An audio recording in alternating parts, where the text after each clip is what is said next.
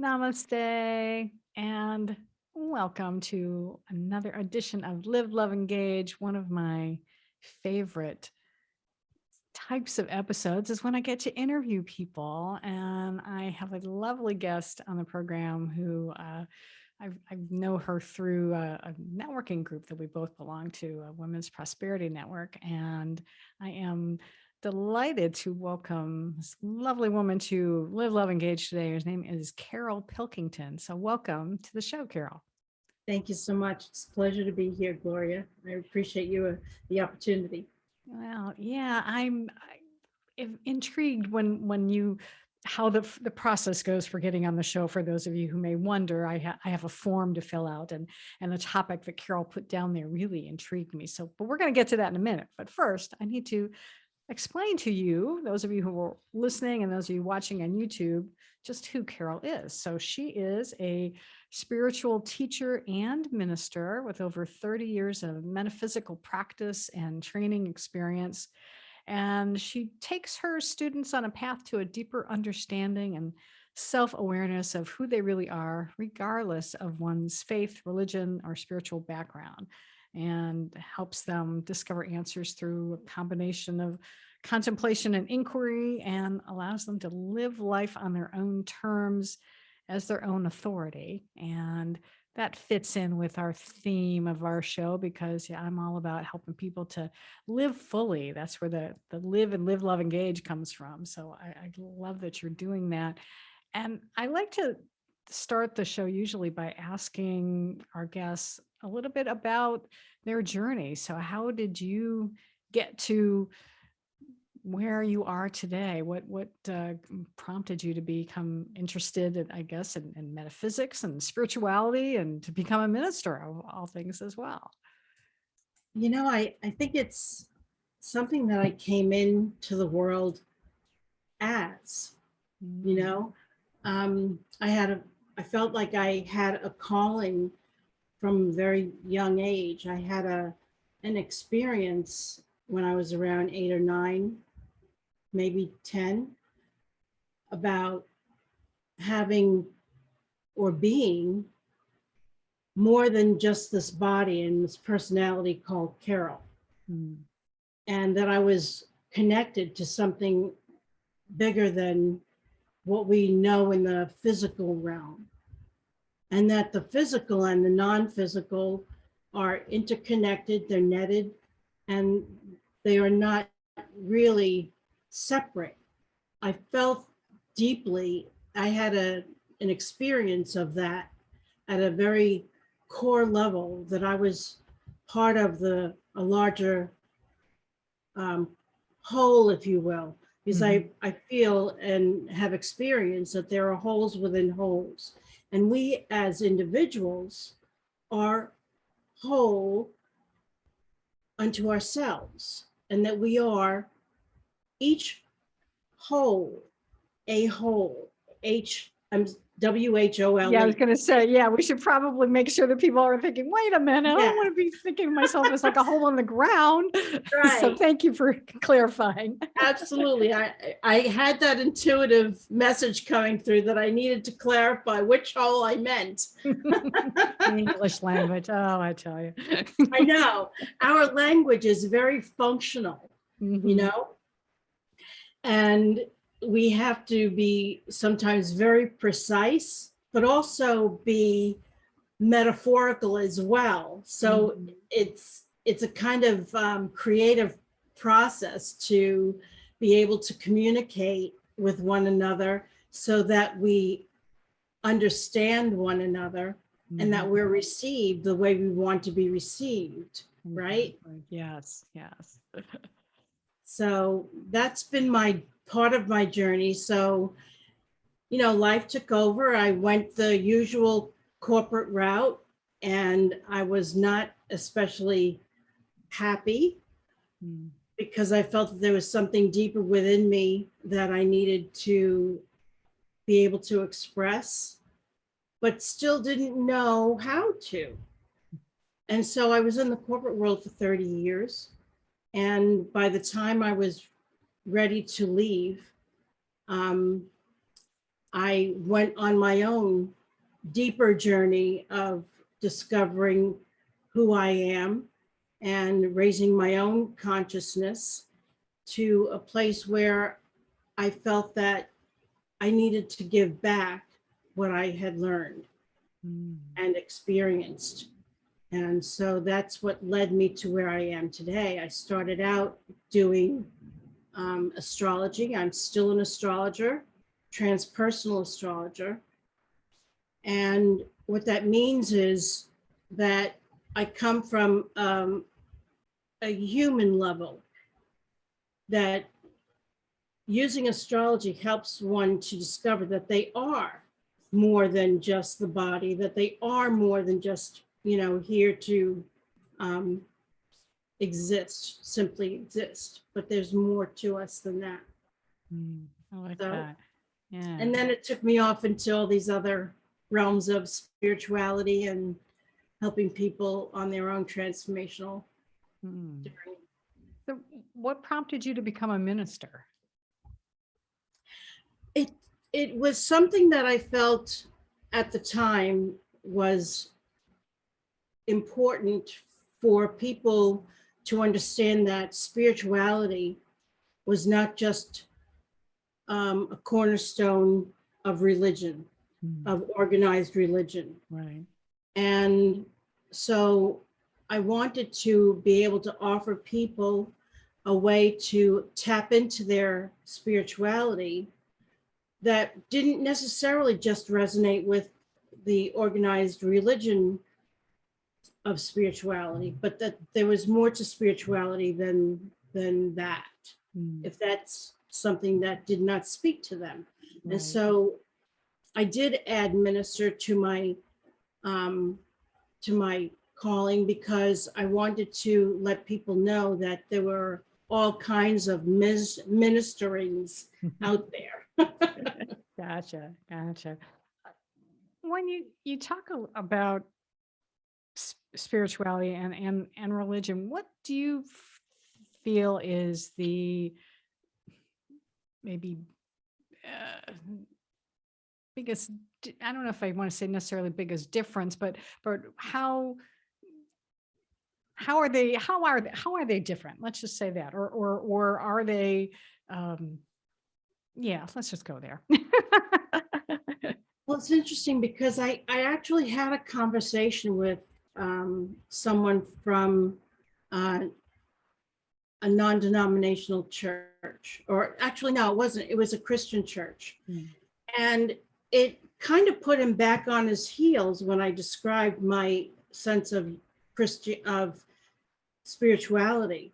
And I said, spirituality is the nature of who we are. And we are here to discover or rediscover, if you will, what and who we are as spiritual beings, spiritual entities, because that is our foundation for being in this human form.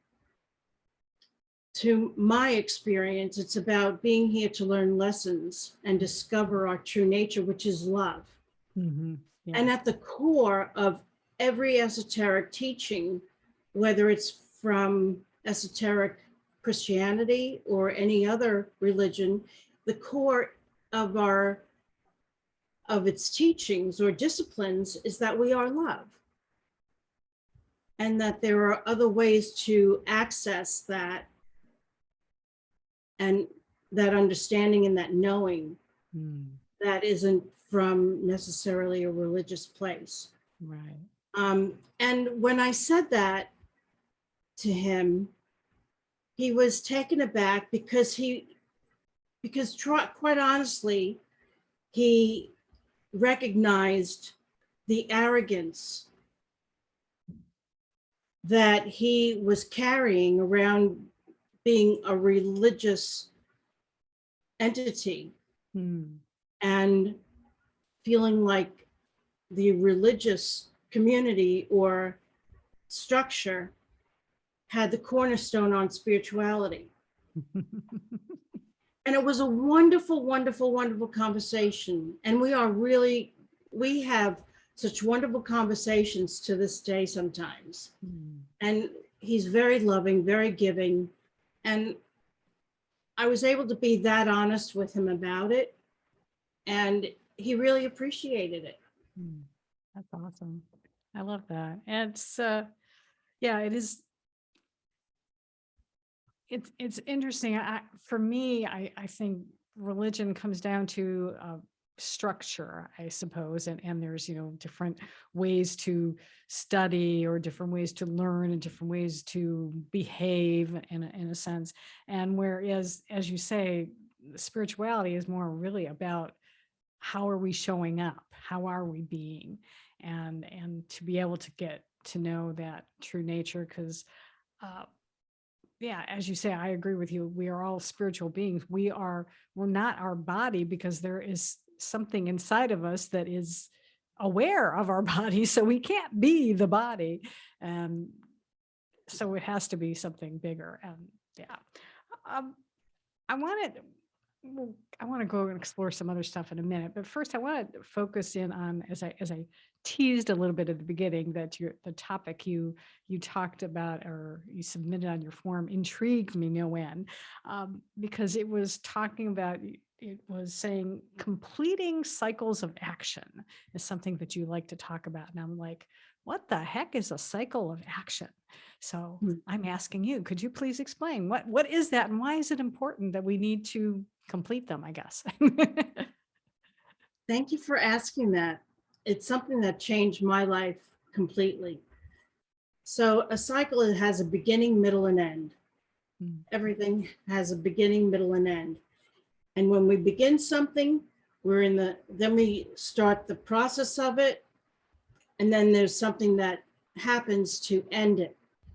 And it's complete, hopefully.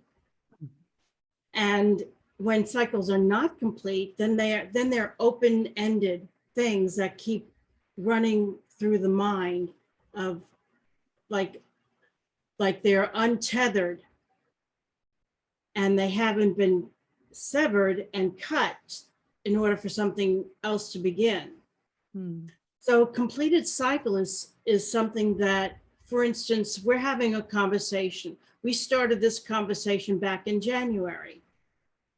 And there was a period of time where we lost communication, we got back in touch, and here we are. We're having a conversation, a live conversation.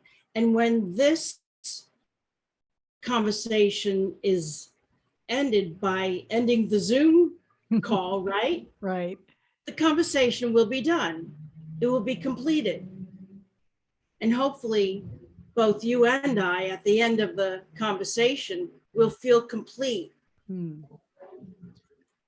so that we can have open space to move on to something else. And we will not have to think about this again as something that's unfinished. Right. Yeah. And that's because that's what I was starting to think about, is that it's that what's going on, it becomes stressful, because it's like, okay, we were doing something and then we lost track, and it's like, because then you start making up stories, don't you, about like, what's going on with the person, or is it something I said or something they said, or what the heck happened, and that's sort of the conflict, I guess, that would come from, right, when you don't get to complete it. That's exactly right. And this is part of what happens in a lot of our relationships, is that we might have, say, a difficult or a sensitive conversation with another, and we are left feeling unsatisfied or hurt, but we don't address it.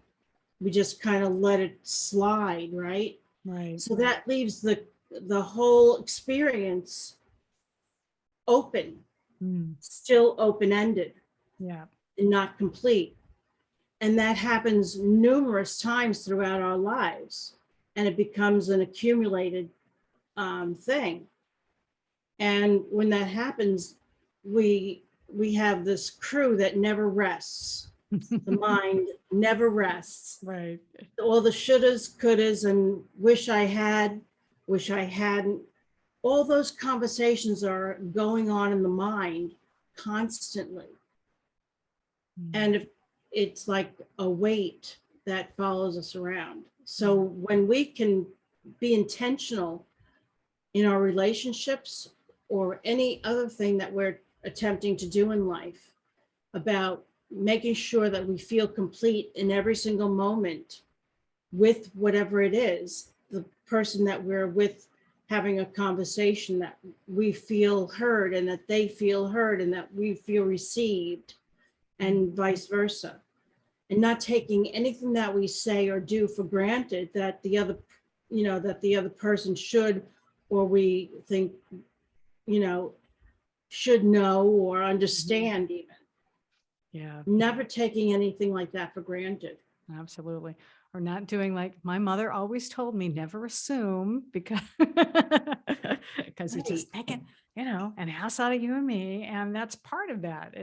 You can't assume that either they heard you correctly or that they didn't. And I know even, a lot of people who are watching the show are women entrepreneurs. And that's one of the things that when I first got into business, one of the things I learned somewhere along the way was to restate back and say, okay, so as I understand it, this is what you want me to do, X, Y, Z. And just to be able to confirm that, because our brains, sometimes we're not totally listening. We're not necessarily, or we're hearing, but we're not really listening. I think, is that how it goes? Sometimes we can hear the sound, but we're focusing, our brain is focusing on the next question.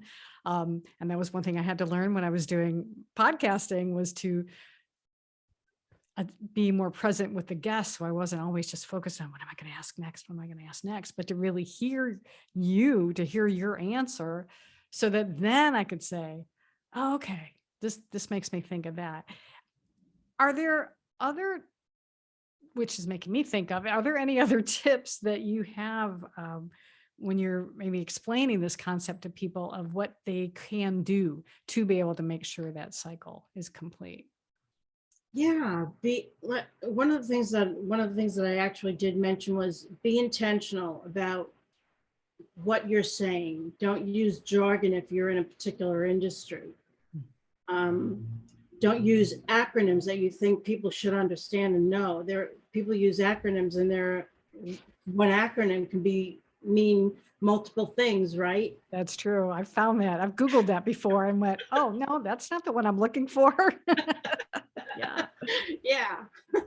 So be clear, be intentional, and be clear about what you are saying. And be cognitive of how a person is receiving you. So if a person looks like their eyes are glazing over, stop. Stop and say, I doesn't look like I'm being clear. What can I say, or how can I say it differently to help you be clear in what I'm saying? Because if your intention is to have another understand what you're saying, then you might have to ask the question, or might have to restate something in a way that they hear it. Right?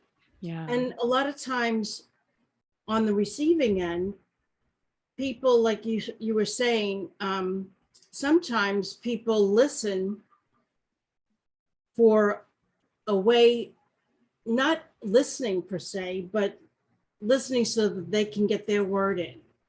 They're listening for, how can I get what I need to say in, and interrupt and jump in, which totally disrupts the flow. So if you're going to have a conversation with someone, be aware of your inclination to interrupt, to jump in, because that's not listening. That's not being present, as you were saying before, with the person. So listen intently, receive intently, and then the flow of the conversation will go a lot easier and smoother, and the connection is much more alive. Mm-hmm. I'm thinking at my own life, and I definitely am guilty of this, and I'm saying I am guilty of it because I do find there are certain situations, conversations I'm in where I do want to just like I want to get in there. It's like, oh, she said something good. I want to respond. I want to get to it. And I'm thinking, and I would love your opinion on this. Is is it because we don't trust ourselves? Good question.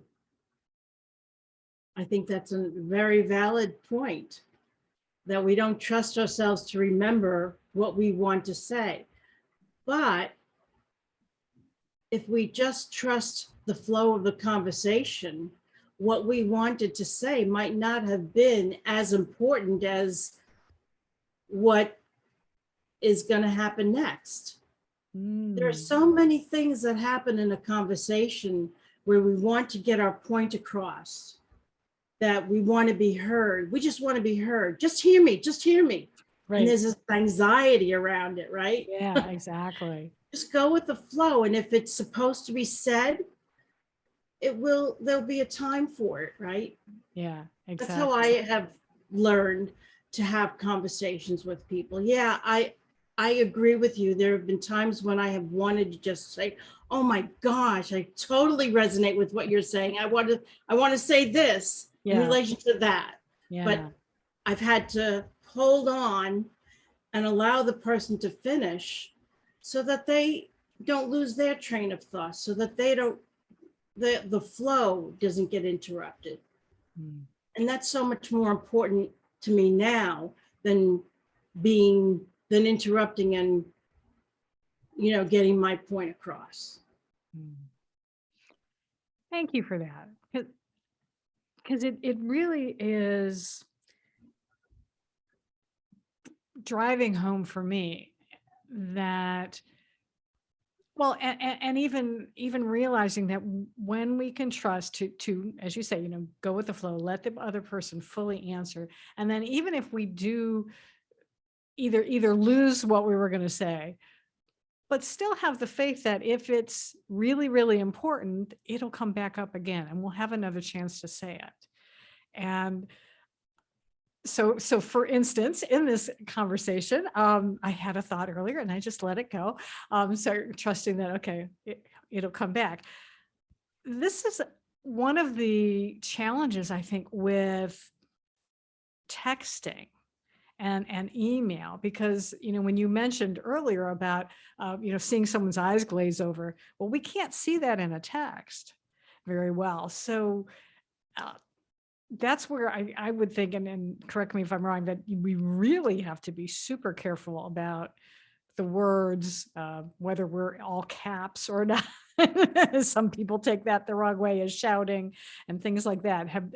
What's been your experience with that in this day and age that we live in now? So it's not so much face to face, except for thankfully when we have Zoom. That's so true. It's so true. I had to instruct someone not too long ago when they were working for someone else. They were representing someone else. And I said to them that you're putting an exclamation at the end of something, and the punctuation and the caps, they all speak shouting or Mm, pointing the finger out, whatever the case may be, however um, the sentence or what was said, the context of it was. mhm. And they didn't realize. And I said it in a very gentle way because I knew that they probably didn't mean it the way it was possibly coming across. Right. I and they really appreciated it, and it just made her more aware how we relate to one another in written form, whether it's an email or a text.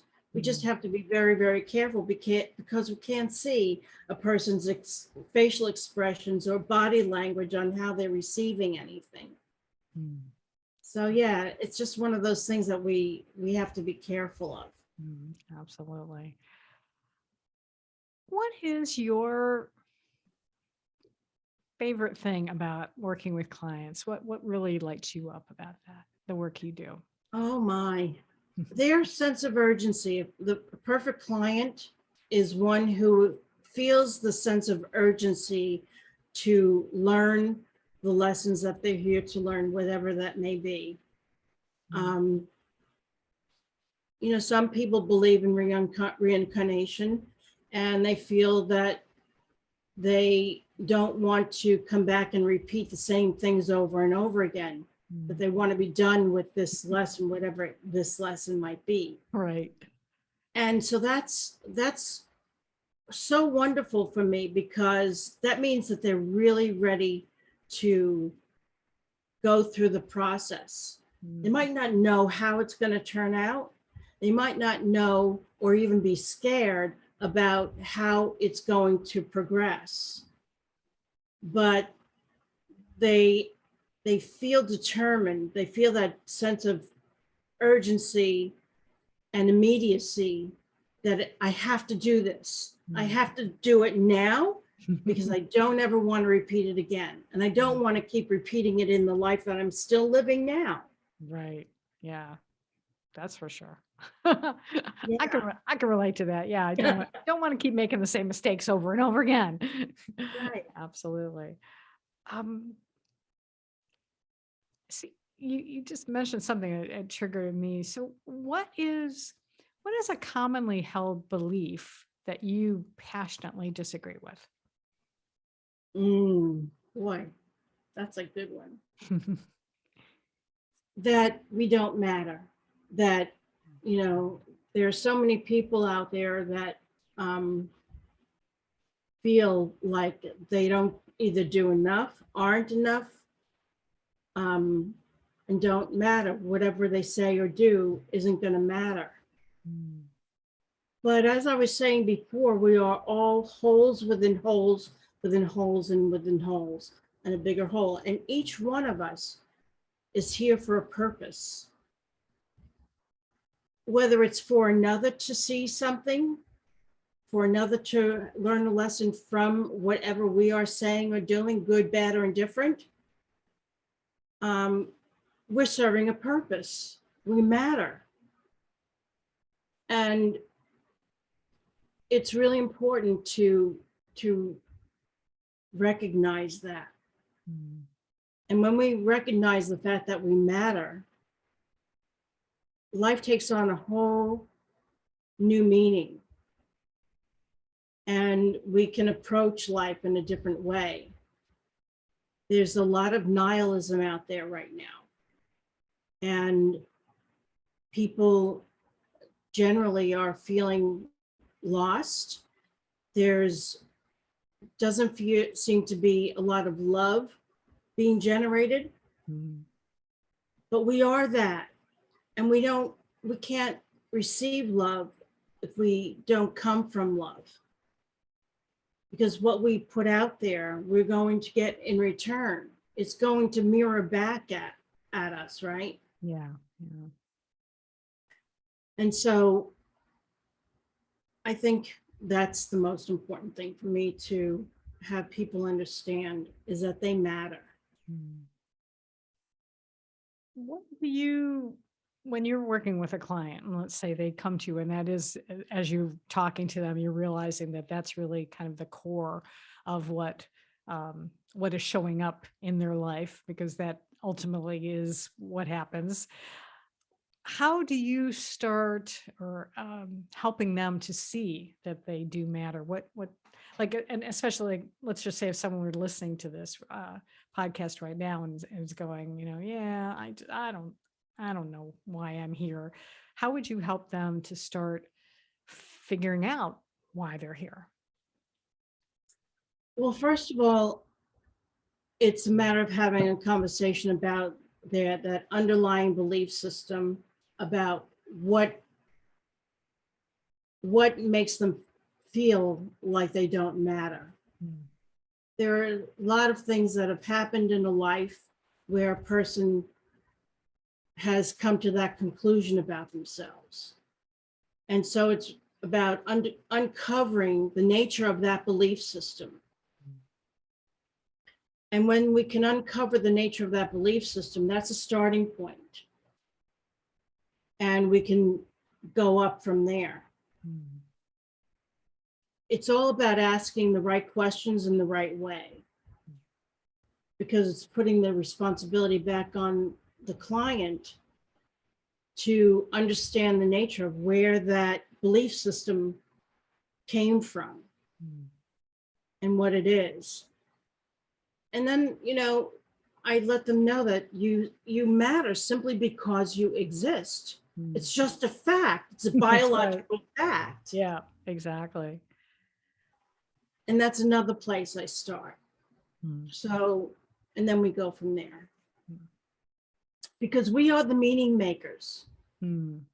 It's not about life giving us meaning. It's about us giving life meaning. It's a big difference. Yeah.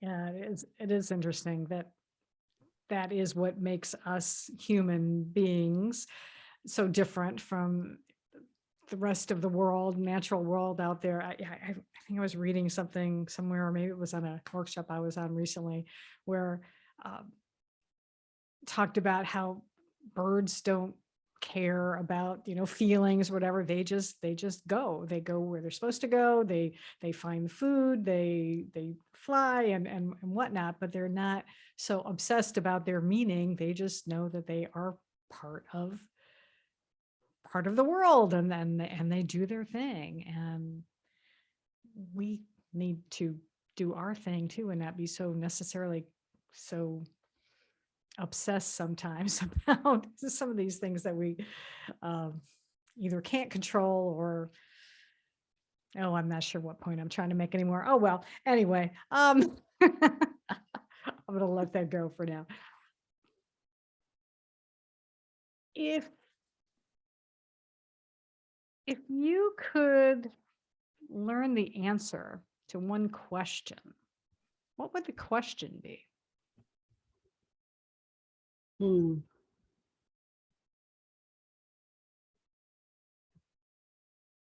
That's a good question. I live in present time most of the time.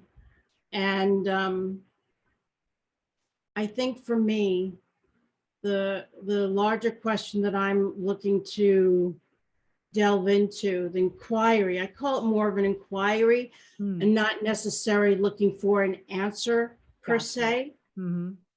Um, so my questions these days more are about um,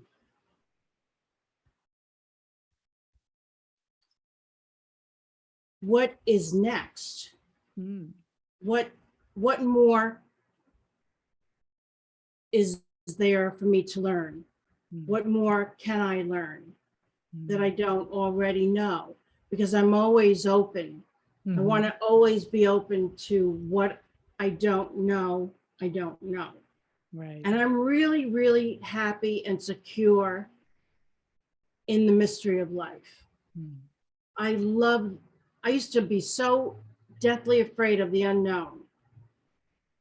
Getting on a plane, worrying about my luggage, worrying about whether the plane's going to fall out of the sky, whether, things I could not control, as you were saying. Right. And when I finally got through my own inner fears of just Hmm.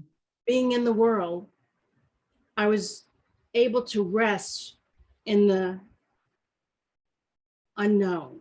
Hmm. And it's a beautiful feeling because I don't know what's going to happen from one moment to the next. And I'm really okay with that. Hmm. Makes life exciting, and definitely. Oh, I think it helps you to be able to then handle the changes that come along, because as we've certainly had a lot of changes over the last couple of years. So yeah, when you can be not overly concerned about it and just be curious about, yeah, I wonder what's going to happen next. It takes a lot of pressure off, doesn't it? It certainly does. Yeah. It I like really that. does. And the our ability to create is enormous in that state.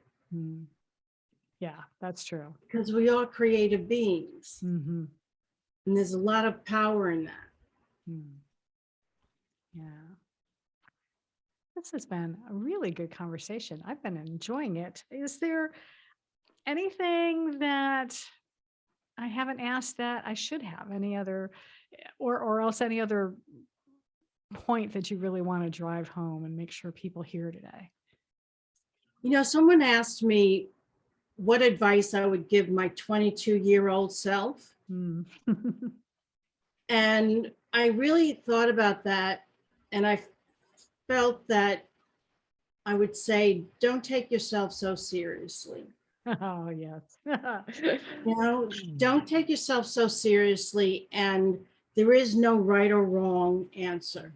We Mm. grow up with having to learn material, and we have to have the right answer to everything. We have to know everything. Well, no, we don't. You get out into the real world, there's no way in hell that you're gonna know everything. You can't know it. So be okay with not knowing.